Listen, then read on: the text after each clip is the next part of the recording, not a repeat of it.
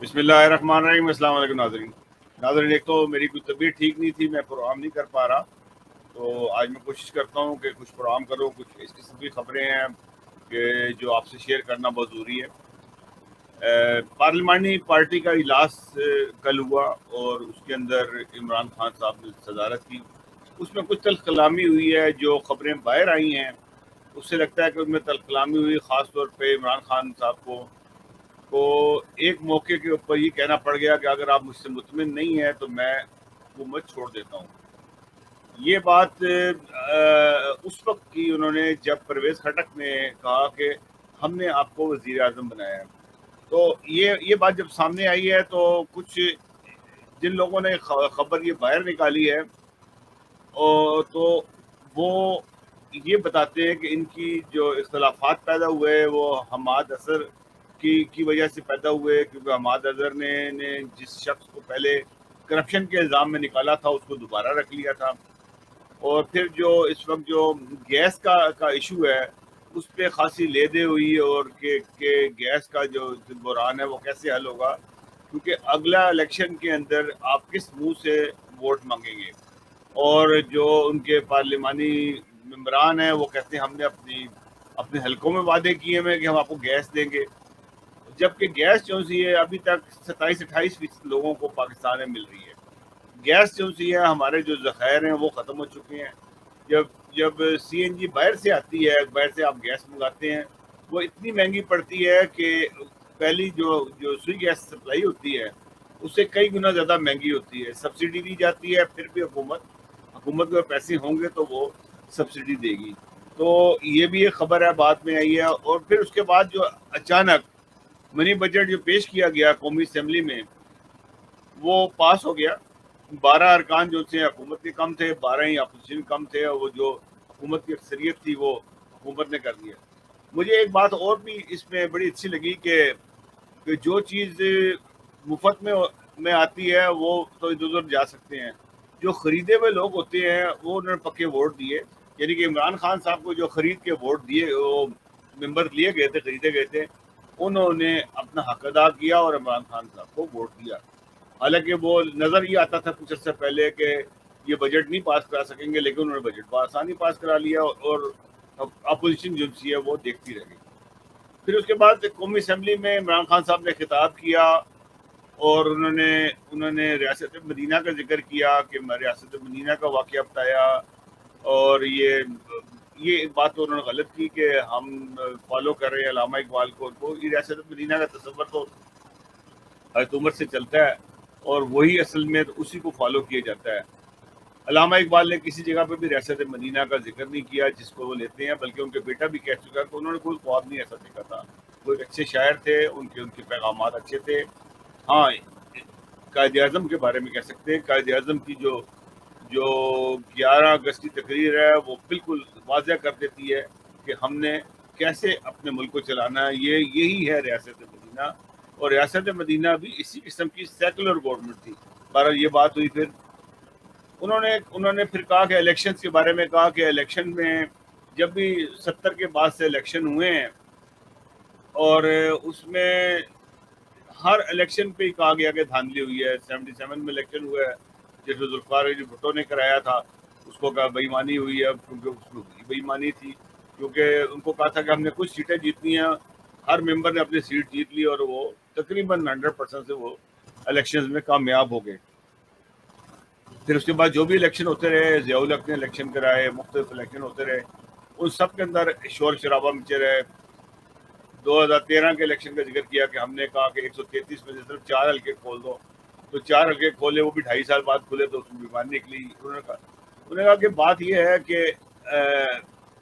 ہونا یہ چاہیے، جیسے میں نے کرکٹ کے اندر، میں نے 21 سال کرکٹ کھیلی ہے، کرکٹ کے اندر دنیا میں جب بھی کوئی میچ کوئی ٹیم ہارتی تھی تو وہ شور مچا دیتی تھی کہ بے ایمانی ہوئی ہے ہمارے ساتھ۔ تو میں نے سب سے پہلے شور مچا کے ہمارے پاکستان کے سے ہی شروع ہوا نیوٹرل امپائر کا، اور پھر لوگوں نے دیکھا دیکھی پوری دنیا میں آج نیوٹرل امپائر ہے۔ تو انہوں نے کہا کہ بہتر یہ ہے کہ ہم کوئی ایسا طریقہ اختیار کریں کہ نیوٹرل لوگ جو سے ہیں وہ الیکشن کرائیں۔ اگر نیوٹرل لوگ الیکشن کروائیں گے تو اس سے یہ ہوگا کہ کسی کو اختلاف نہیں ہوگا. ہم نے اس کے لیے جو مشین جو سی ہے وہ لے کے آئے کہ جو الیکشن ختم ہوتا ہے آپ بٹن دبائیں تو پوری کاؤنٹنگ آ جائے گی ایک منٹ کے اندر سے بھی پہلے آ جائے گی, اور اس میں پتہ لگ جائے گا کہ کس پارٹی نے کتنے ووٹ لیے. تو بے ایمانی کا تصور ہی کوئی نہیں ہوتا, اور نہ کسی کو دوبارہ سے الیکشن کو چینج کرنے کا ٹائم ملتا ہے. لیکن اپوزیشن اس کو نہیں مانتی.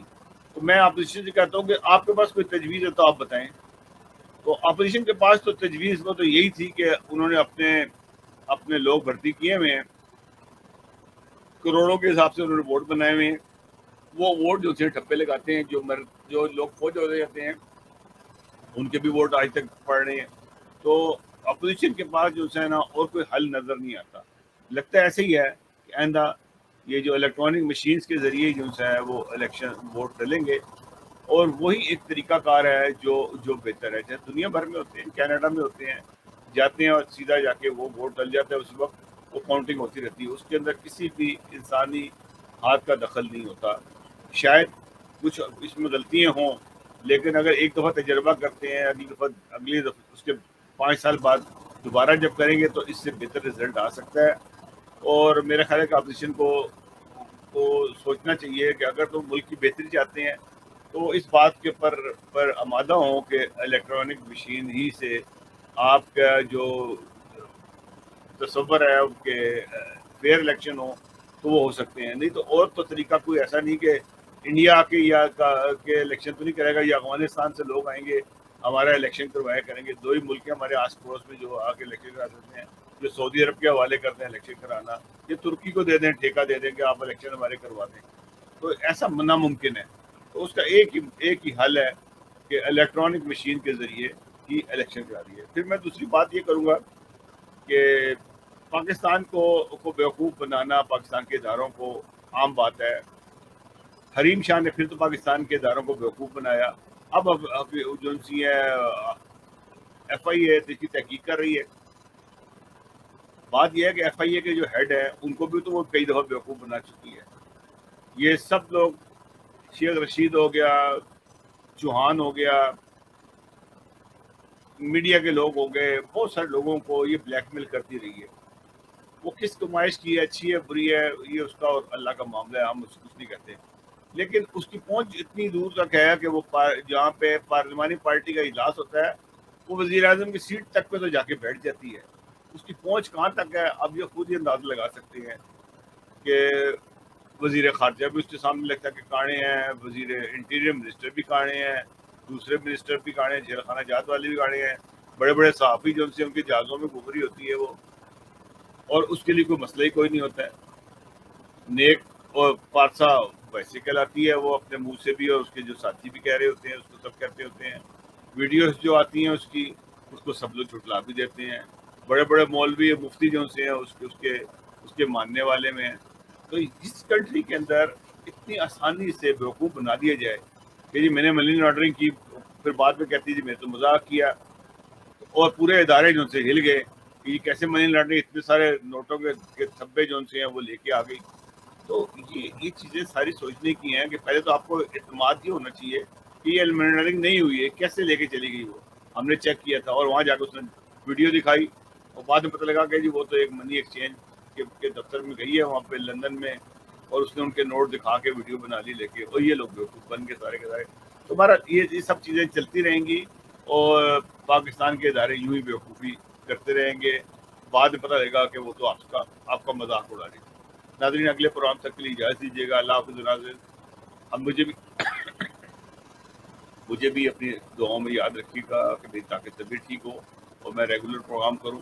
تو میں بڑی معذرت چاہتا ہوں کہ میں ریگولر پروگرام بھی نہیں کر پا رہا, اور جس کی وجہ سے مجھے بعض دفعہ پرانے پروگرام ہم وہ دوبارہ سے براڈ کاسٹ کر دیتے ہیں.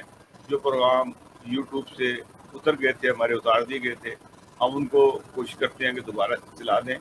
تو وہ ہمیں علم ہوتا ہے کہ ہمارے پرانے پروگرام میں صرف اس لیے کہ وہ جو ہم نے باتیں کی تھیں وہ باتیں آج بھی وہی دہرائی جا رہی ہیں, اس لیے وہ پرانے پروگرام کی جاتے ہیں. لوگ ہمیں اطلاع کرتے ہیں تو ہم نے پرانا لگا دیا. وہ پرانے ہم جان بوجھ کے لگاتے ہیں تاکہ وہ ہمارا ریکارڈ کے طور پہ سسٹم کے اندر موجود رہے. ناظرین, اگر ہمارے پروگرام پسند آئے تو اس کو سبسکرائب ضرور کیجیے گا, اور ہمارے پروگراموں کو شیئر بھی کیجیے گا. اللہ حافظ.